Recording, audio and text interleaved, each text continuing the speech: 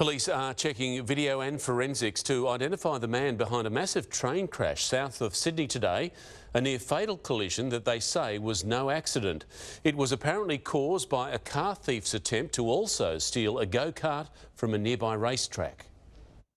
Just after 4 a.m, the morning commute to work was cut short on the South Coast line. A 4-carriage passenger train travelling north through Kembla Grange slammed into a van left on the tracks. I was sleeping at the time and the bang actually literally woke me up. The vehicle was dumped on the line about 30 metres off West Dapto Road, the northbound Tangara slamming into it. It wasn't scheduled to stop there, so it would have been travelling at speed.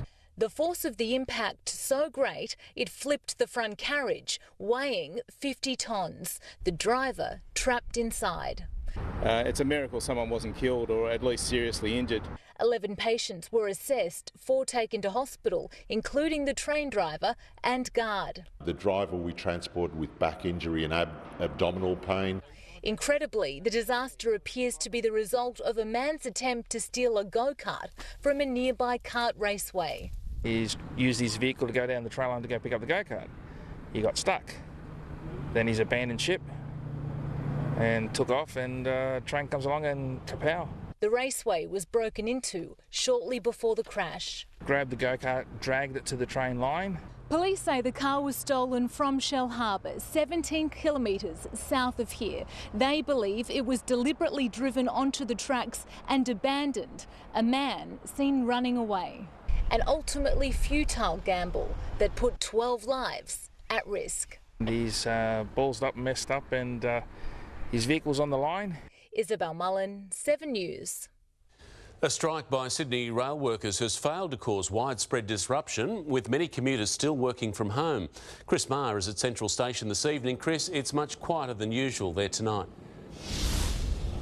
It is, Mark. The strike has drastically reduced rail services again in the afternoon peak. In fact, the action by rail workers means less than a third of Sydney trains are available for use, with less services than a weekend timetable and needing replacement buses. Today, rail passenger numbers were down 12%, but they are already down, keep in mind, 80% compared to pre-pandemic levels. Union leaders met with rail officials today seeking a 3.5% pay increase, but the action has prompted an angry response from the Premier.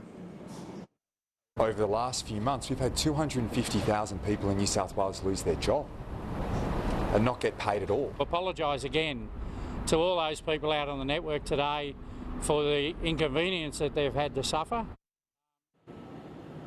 Now, more industrial action is planned for early Monday morning, when rail workers will be applying overtime bans for 2 weeks. Mark. OK, Chris, thank you. Time to check the weather.